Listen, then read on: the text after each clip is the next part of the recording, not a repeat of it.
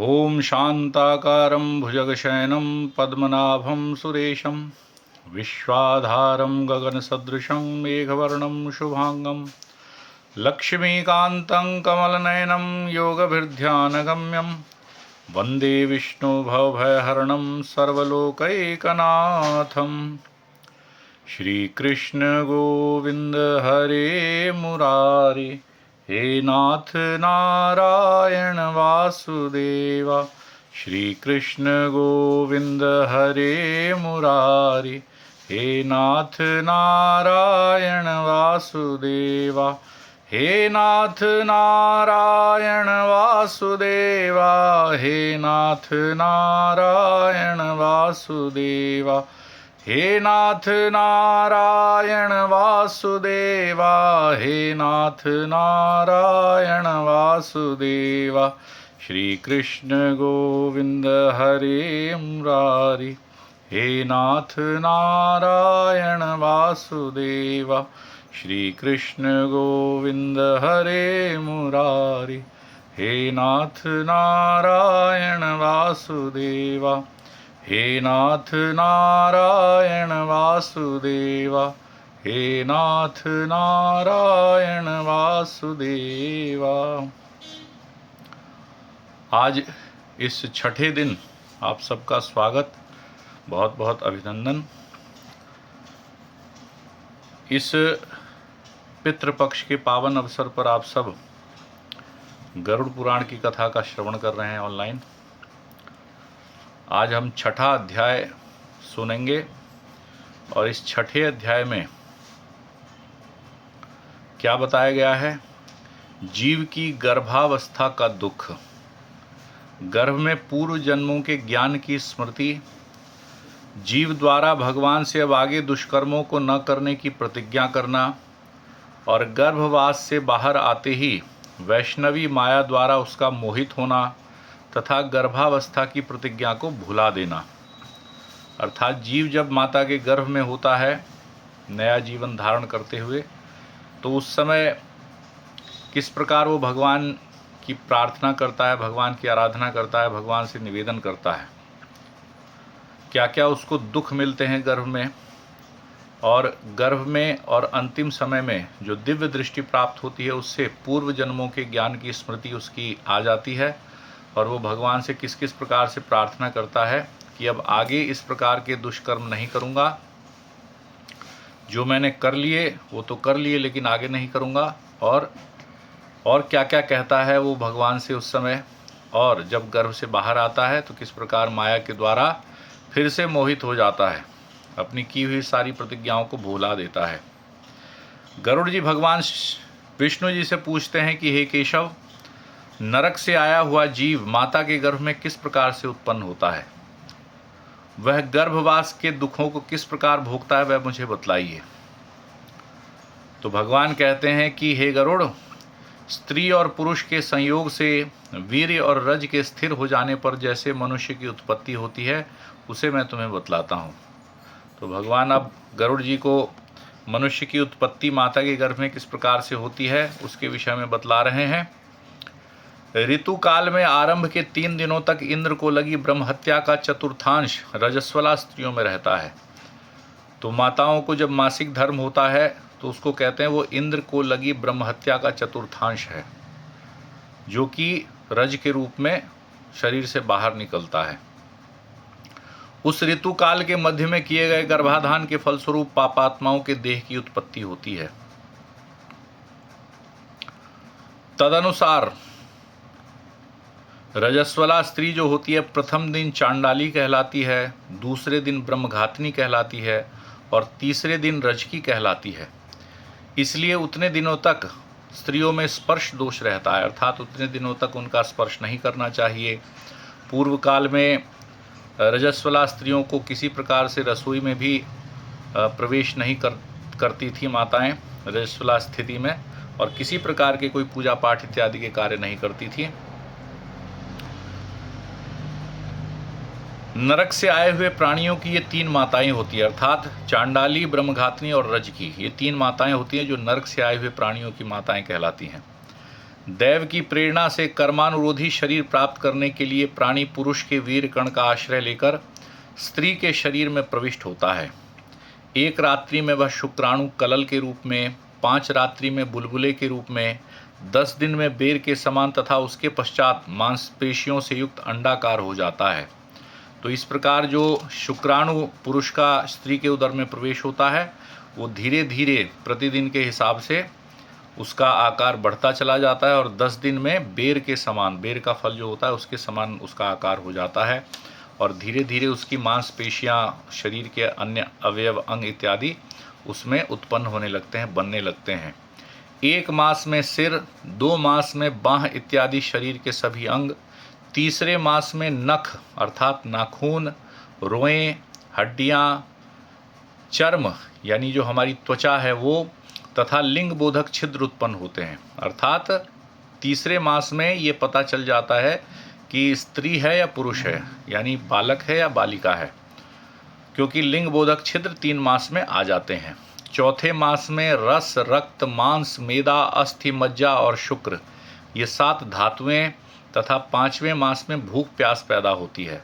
अर्थात उसको भूख प्यास का एहसास 5म मास से प्रारंभ हो जाता है।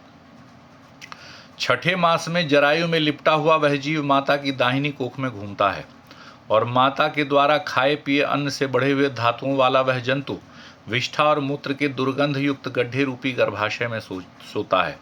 तो गर्भाशय जो है पेट में ही मल मूत्र इत्यादि भी होता है, तो एक प्रकार से वो गंदगी का ही स्थान है जहाँ उसको रहना पड़ता है।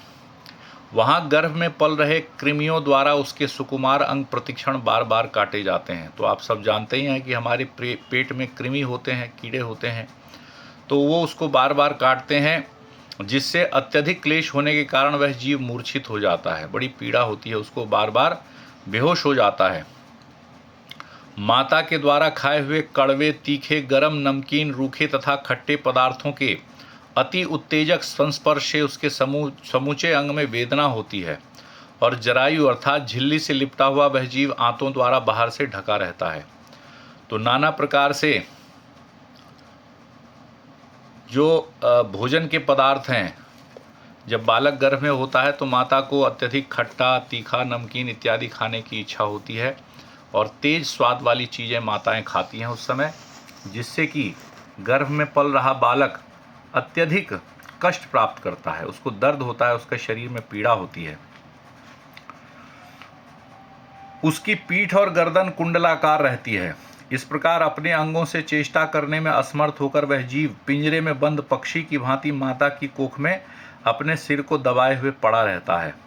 तो जिस प्रकार कोई पक्षी पिंजरे में बंद होता है, अपनी इच्छा से उड़ नहीं सकता, इधर उधर जा नहीं सकता, पिंजरे के अंदर ही उसको घूमना फिरना पड़ता है, उसी प्रकार जो जीव है माता के गर्भ में आया हुआ वो उतने ही जगह में इधर उधर अपने हाथ पैर घुमाता रहता है, परंतु अपने इच्छा से कुछ और कर नहीं पाता और अपने सिर को दबाए हुए पड़ा रहता है।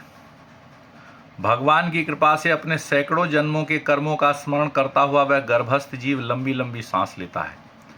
तो उस समय अपने सैकड़ों जन्म की स्मृति, यानी पूर्व जन्म में उसने क्या क्या किया, कहाँ कहाँ उसका जन्म हुआ, उसकी सारी स्मृतियाँ, सारी याद उसको उस समय आती है और वह उन सबको स्मरण करता हुआ जोर जोर से सांस लेता रहता है। ऐसी स्थिति में भला उसे कौन सा सुख प्राप्त हो सकता है। मांस, मज्जा इत्यादि 7 धातुओं के आवरण में लिपटा हुआ वह ऋषिकल्प जीव भयभीत होकर हाथ जोड़कर विकल वाणी से उन भगवान की स्तुति करता है जिन्होंने उसको माता के गर्भ में डाला है। तो उस समय वो भगवान की स्तुति करता है नाना प्रकार से। जब पिछले जन्मों की स्मृति उसकी आती है, पिछले जन्मों की याद उसे आती है, तो वो उस समय भगवान की स्तुति करता है, भगवान को हाथ जोड़कर प्रार्थना करता है भगवान की। 7वें महीने के आरंभ से ही सभी जन्म के कर्मों का ज्ञान हो जाने पर भी गर्भस्थ प्रसूति वायु के द्वारा चलित होकर वह विष्ठा में उत्पन्न अर्थात उसी पेट में उत्पन्न अन्य कीड़ों की भांति एक स्थान पर नहीं ठहर पाता है। यानी वो बार बार अपना शरीर हिलाता डुलाता रहता है, तो माता को लगता है कि बच्चा पेट में चल रहा है, माता बड़ी प्रसन्न होती है, परंतु वो शरीर जो है उसका हिलता डुलता है इसलिए क्योंकि उसको कष्ट हो रहा होता है। उस समय हाथ जोड़कर भगवान से वो क्या प्रार्थना करता है? तो कहते हैं कि जीव उस समय कहता है कि मैं लक्ष्मी के पति, जगत के आधार, अशुभ का नाश करने वाले तथा शरण में आए हुए जीवों के प्रति वात्सल्य रखने वाले भगवान की शरण ग्रहण करता हूँ। वो कहता है कि मैं भगवान की शरण ग्रहण करता हूँ, भगवान के शरण में जा रहा हूँ और वही भगवान मेरा कल्याण करेंगे। वो कहता है कि हे नाथ, आपकी माया से मोहित होकर मैं देह के अहम भाव तथा पुत्र और पत्नी आदि में ममत्व के कारण जन्म और मृत्यु के चक्र में फंसा हूँ। मैंने अपने परिजनों के उद्देश्य से शुभ और अशुभ कर्म किए, किंतु अब मैं उन कर्मों के कारण अकेला जल रहा हूँ। उन कर्मों का फल भोगने वाले पुत्र, कलत्र आदि अलग हो गए हैं।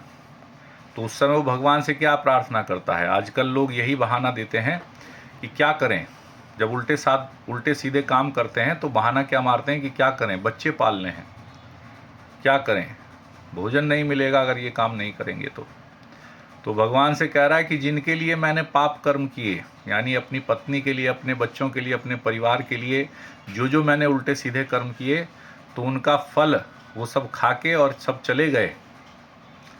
परंतु अब जो उन कर्मों का फल है वो मैं अकेला यहाँ भोग रहा हूँ। मुझे अकेले वो कर्म के फलों को भोगना पड़ रहा है, अकेले कष्टों को भोगना पड़ रहा है। वो सब तो खा पी के चले गए। यदि इस गर्भ से निकलकर मैं बाहर आऊं तो फिर आपके चरणों का स्मरण करूंगा और ऐसा उपाय करूंगा जिससे मुक्ति प्राप्त कर लूं। तो अब अगर मेरा जन्म हुआ तो इस प्रकार के मैं कर्मों को करूंगा जिससे कि मेरी मुक्ति हो जाए। विष्ठा और मूत्र के कुएं में गिरा हुआ तथा जठराग्नि से जलता हुआ और वहां से बाहर निकलने की इच्छा करता हुआ वो कहता है कि मैं यहाँ से कब बाहर निकल पाऊंगा, वो दिन कब आएगा जब मैं यहाँ से बाहर निकल पाऊंगा। जिस दीन दयाल परमात्मा ने मुझे इस प्रकार का विशेष ज्ञान दिया है, मैं उन्हीं की शरण ग्रहण करता हूँ जिससे मुझे पुनः संसार के चक्कर में ना आना पड़े।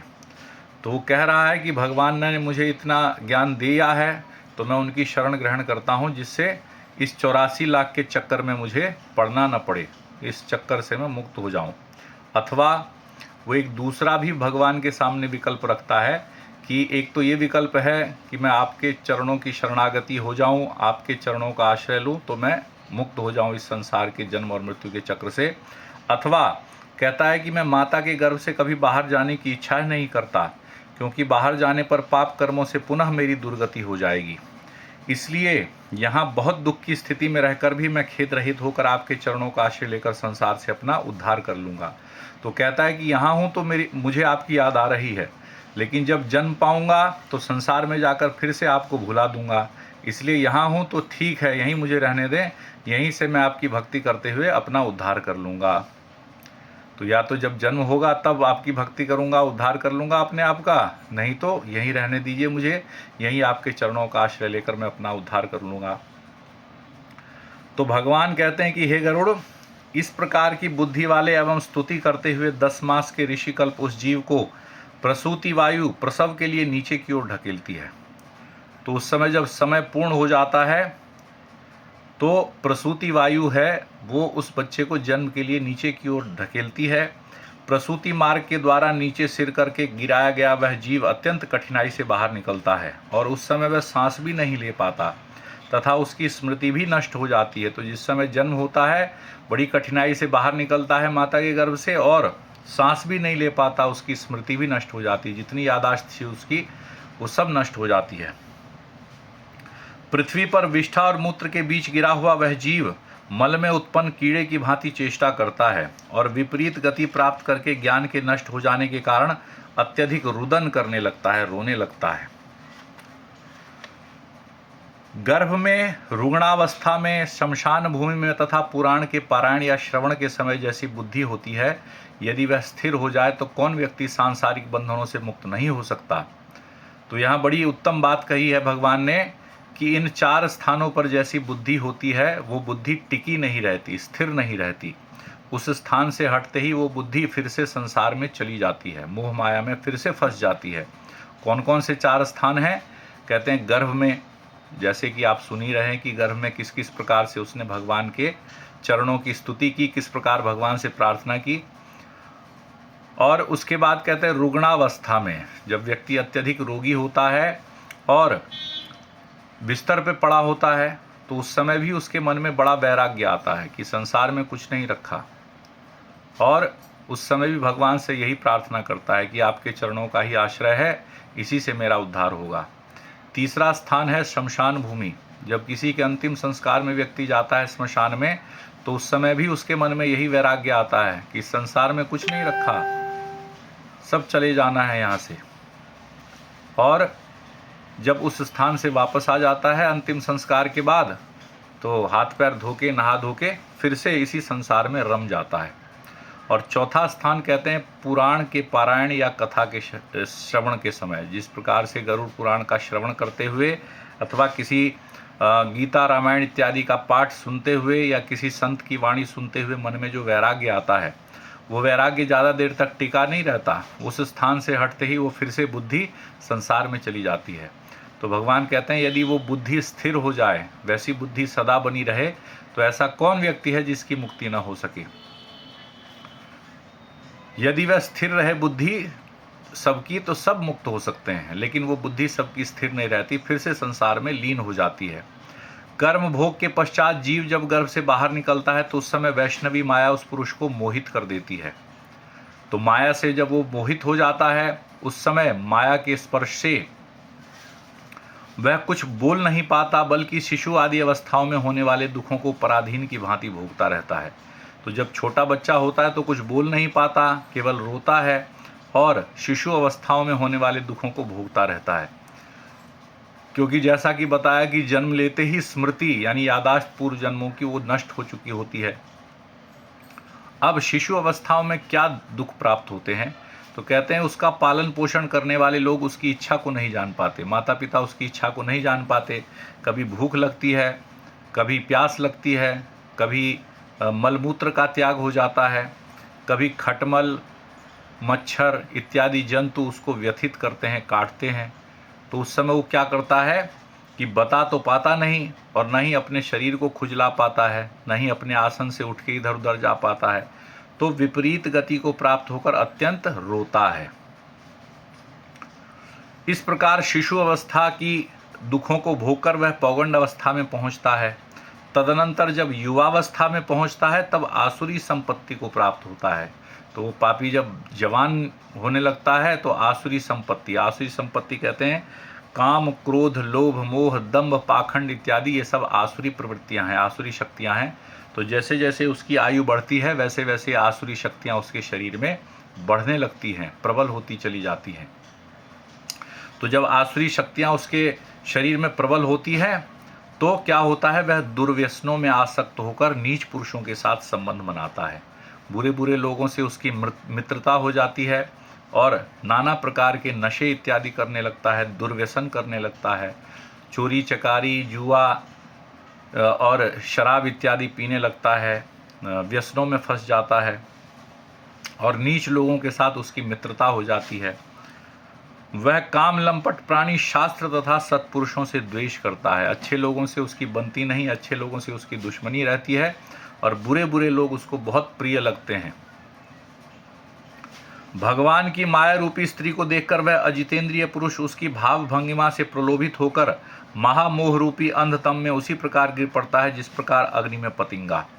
तो जो पतिंगा होता है, कीड़ा होता है, वो अग्नि को देखता है और अग्नि में उसे आसक्ति हो जाती है, उसे लगता है कोई बहुत अच्छी चीज़ है, तो उसमें जाता है और जलकर भस्म हो जाता है। उसी प्रकार कहते हैं काम बहुत ही प्रबल शत्रु है, काम जैसा शत्रु कोई दूसरा नहीं है। तो उस प्रबल काम शत्रु के वशीभूत होकर वो महामोह रूपी अंधतम में, जो महामोह रूपी अंधा कुआं है, उसमें वो गिर पड़ता है।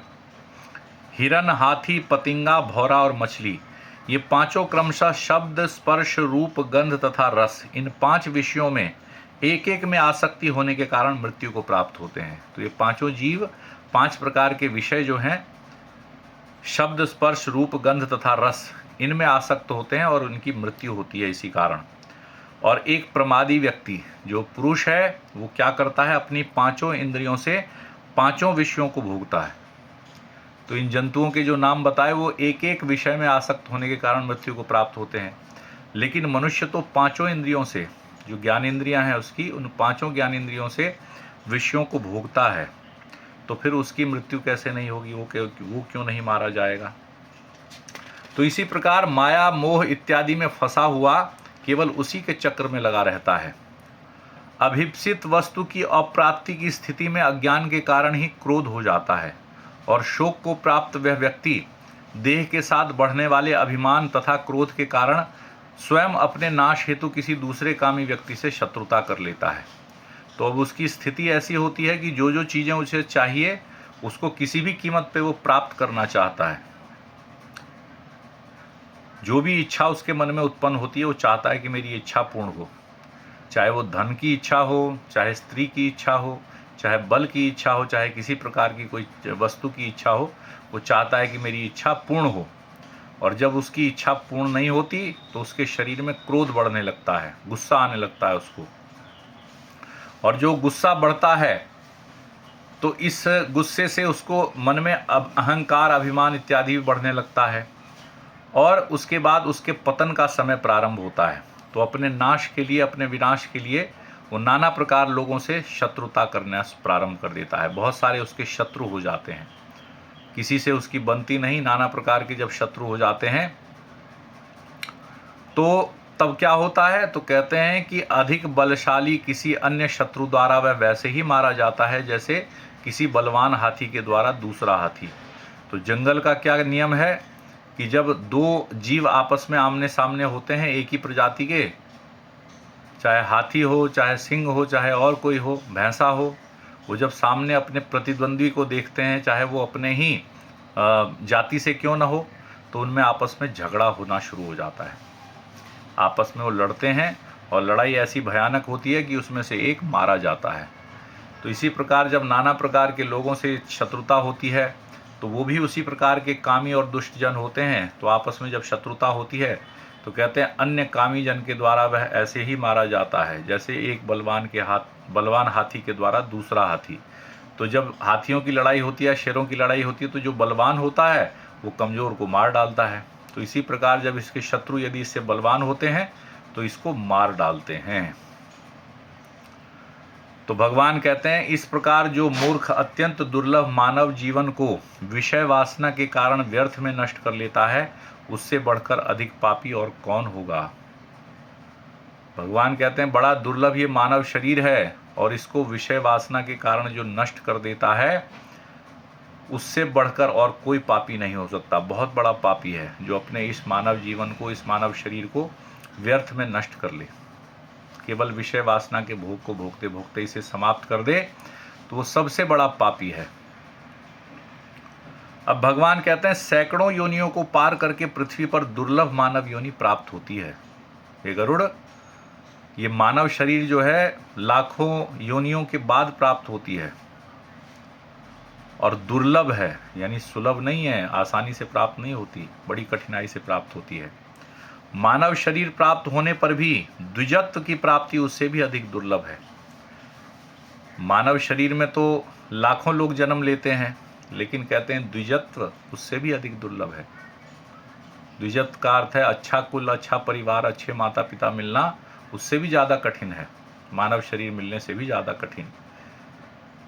तो जिसके पास अच्छा परिवार है, माता पिता अच्छे से उसका पालन पोषण कर रहे हैं, शिक्षा इत्यादि दिला रहे हैं, अच्छे वस्त्र, अच्छा भोजन उनको मिल रहा है, तो ये समझिए दुर्लभ मानव जीवन प्राप्त करके उससे भी अधिक दुर्लभ चीज़ उसको प्राप्त हुई है। तो ये द्विजत्व जो है, अच्छा कुल खानदान, अच्छे माता पिता इत्यादि मिलना बहुत दुर्लभ है। और इस दुर्लभ द्विजत्व को प्राप्त करके जो व्यक्ति इसकी रक्षा के लिए जो धर्म कर्म के अनुष्ठान है वो नहीं करते, केवल इंद्रियों की तृप्ति में ही लगे रहते हैं, तो इसकी जो द्विजत्व हमें मिला है इसकी रक्षा भी करनी चाहिए। यदि माता पिता ऐसे अच्छे हैं जो अच्छे से पढ़ा लिखा रहे हैं, अच्छा भोजन इत्यादि दे रहे हैं, तो हमारा एक कर्तव्य बन जाता है कि हम भी अच्छे कर्म करके, अच्छे से अपने जीवन में अच्छे कार्यों को करके उनका हम मान बढ़ाएं, उनका हम आत्मसम्मान सुरक्षित रखें, और जो हमारी कुल परंपरा है उसको भी हम रोशन करें। तो जो ऐसा नहीं करते बल्कि अपने उस मानव शरीर को व्यर्थ में नष्ट कर लेते हैं उल्टे सीधे कर्मों को करके, उसके हाथ में आया हुआ अमृत स्वरूपी अवसर उसके प्रमाद से नष्ट हो जाता है। तो ये जीवन जो है अमृत स्वरूपी एक अवसर है, और जो उसके बुरे बुरे कार्यों के कारण नष्ट हो जाता है, व्यर्थ में, किसी काम का नहीं रहता। इसके बाद वृद्धावस्था को प्राप्त करके महान व्याधियों से व्याकुल होकर मृत्यु को प्राप्त करके फिर से महान दुखपूर्ण नरक में जाता है। तो जो नहीं मरता जवानी में किसी शत्रु के द्वारा, जब वृद्धावस्था आती है तो नाना प्रकार की व्याधियों से पीड़ित होता है, रोग इत्यादि होते हैं उसके शरीर में, और उन रोगों से व्याकुल होकर फिर वो मरता है और फिर से दुखपूर्ण उस नरक के रास्ते पर जाता है। इस प्रकार जन्म मरण के हेतुभूत कर्म पाश से बंधे हुए वे पापी मेरी माया से विमोहित होकर कभी भी वैराग्य को प्राप्त नहीं कर पाते। तो जो मूर्ख लोग हैं, जो कर्म पाश से बंधे हुए हैं, जो भोजन, शयन, काम वासना, क्रोध इत्यादि में ही लीन रहते हैं, कि उनके लिए जीवन का एक ही तात्पर्य है कि भोजन करें, काम वासना पूर्ण करें और सोएं और फिर उठें, फिर वही काम करें। तो ऐसा जो है कर्म पाश से बंधा हुआ, वो भगवान कह रहे हैं कि मेरी माया से विमोहित होकर कभी भी वैराग्य को प्राप्त नहीं करते।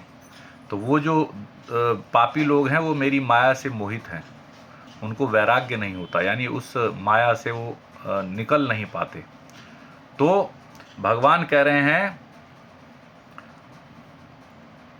कि इस प्रकार मैंने तुम्हें अंत्येष्टि कर्म से हीन पापियों की नरक गति बताई, अब आगे और क्या सुनना चाहते हो। तो भगवान गरुड़ जी से पूछ रहे हैं कि मैंने जो तुम्हें बताया ये पापियों की दुर्गति है।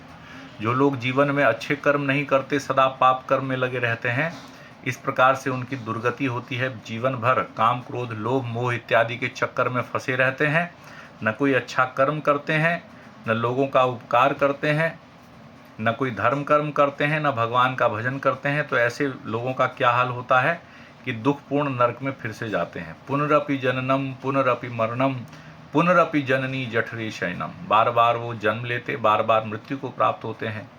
कभी पेड़ पौधे के रूप में, वनस्पति के रूप में, कभी पशुओं के रूप में, कभी पक्षियों के रूप में, कभी जल के जीव के रूप में, और कभी कीड़े मकोड़ों के रूप में, सूक्ष्म जीव के रूप में उनका जन्म होता है। और नाना प्रकार से बार बार वो जन्म लेते, मृत्यु को प्राप्त होते हैं। और फिर कहते हैं जब पुण्य और पाप बराबर हो जाते हैं तब कहीं जाकर मनुष्य योनि प्राप्त होती है। और उस अति दुर्लभ मनुष्य योनि को प्राप्त करके भी वो कोई अच्छा काम नहीं कर पाता, सदा उल्टे सीधे ही काम करता है। तो बार बार नरक की यात्रा करता है, बार बार दंड भोगता है, बार बार फिर पृथ्वी लोक में जन्म पाता है।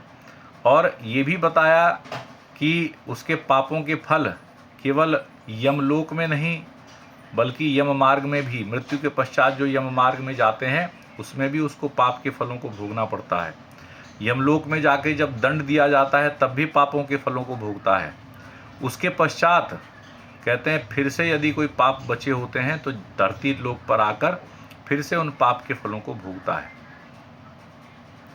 तो यहाँ आकर कैसे भोगता है, जैसे आप साधारण रूप में एक उपमा देखें कि बहुत सारे हम जानवरों में कुत्ता एक जानवर है, बहुत सारे कुत्तों को हम देखते हैं गलियों में घूमता फिरता रहता है। किसी ने रोटी दे दी, किसी ने दूध पिला दिया, किसी ने ब्रेड खिला दिया, किसी ने पुचकार दिया, तो किसी ने डंडा भी मार दिया, कोई पत्थर मार के भगा दिया। एक और कुत्ता है, वो बड़े आलीशान बंगले में रहता है, एसी में सोता है, बड़े बड़े अच्छे गद्दे उसे मिले हुए हैं, गाड़ियों में घूम रहा है। और जितना किसी साधारण व्यक्ति, साधारण मजदूर को एक मास में मजदूरी मिलती है, उससे अधिक उस कुत्ते के ऊपर उस घर का मालिक खर्च करता है। नाना प्रकार से उसके शैम्पू, साबुन इत्यादि उसको लगाता है, उसकी सेवा करता है। तो कोई ऐसा पाप था जिसके कारण उसे कुत्ते की योनि में जाना पड़ा, लेकिन कोई ऐसा पुण्य भी था उसका जिसके कारण एक बहुत अधिक सुखद जीवन उसको प्राप्त हुआ। जीवन में वो सुख प्राप्त कर रहा है। कुत्ते की योनि तो बड़ी भयानक है, लेकिन कुत्ते की योनि में होते हुए भी नाना प्रकार के सुखों को प्राप्त करता है। वहीं दूसरा जीव है कि पाप के कारण कुत्ते की योनि है और पाप के कारण ही नाना प्रकार के बाहर कष्ट को झेल रहा है। तो इसी प्रकार कहते हैं कि कर्म का जो खेल है वो बड़ा निराला है। भगवान कब किसको किस कर्म का दंड या कब किस अच्छे कर्म का पुरस्कार दे, कोई नहीं जानता। किस लोक में जाकर या किस योनि में जाकर हमें अपने किए गए कर्म के फलों को भोगना पड़ेगा, ये कोई नहीं जानता। तो इसीलिए कहते हैं सदा अच्छे कर्मों को करना चाहिए। दुर्लभ मानव शरीर बार बार प्राप्त नहीं होता, ये बड़ा कठिन है मानव शरीर मिलना। और मानव शरीर यदि हमें प्राप्त हो गया तो इस मानव शरीर में जो करने योग्य कर्म है वो हमें करने चाहिए, तभी यह मानव जीवन सफल कहलाता है। तो सज्जनों, भगवान कहते हैं कि मैंने पापियों की नरक गति तुम्हें बता दी, अब और क्या सुनना चाहते हो। जो तुम्हारा प्रश्न था कि जीव माता के गर्भ में कैसे आता है, किस प्रकार नरक गर्भवास के दुखों को भोगता है, किस प्रकार उसकी मृत्यु होती है, तो वो सब मैंने तुमको बता दिया। अब और क्या जानना चाहते हो।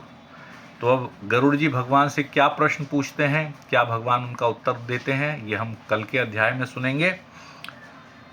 इस प्रकार गरुड़ पुराण के अंतर्गत पाप जन्मादि दुख निरूपण नामक 6ठा अध्याय पूर्ण हुआ। तो पापियों का जो जन्म होता है किस प्रकार और किस प्रकार उन जीवन में फिर दुख प्राप्त करते हैं, इसका वर्णन करने वाला ये अध्याय 6ठा अध्याय आज पूर्ण होता है। बोलिए विष्णु भगवान की जय। इस प्रकार आप इस कथा को श्रवण कर रहे हैं और ये कथा YouTube चैनल पर भी उपलब्ध है, साधना से समृद्धि नामक YouTube चैनल पर। तो वहाँ से भी आप इस कथा को देख सकते हैं, संपूर्ण कथा को। आइए फिर से भगवान के चरणों का स्मरण करें, चिंतन करें। श्री कृष्ण गोविंद हरे मुरारी, हे नाथ नारायण वासुदेवा। श्री कृष्ण गोविंद हरे मुरारी, हे नाथ नारायण वासुदेवा। हे नाथ नारायण वासुदेवा, हे नाथ नारायण वासुदेवा। हे नाथ नारायण वासुदेवा, हे नाथ नारायण वासुदेवा। श्री कृष्ण गोविंद हरे मुरारी, हे नाथ नारायण वासुदेवा। श्री कृष्ण गोविंद हरे मुरारी, हे नाथ नारायण वासुदेवा। हे नाथ नारायण वासुदेवा, हे नाथ नारायण वासुदेवा। बोलिए विष्णु भगवान की जय।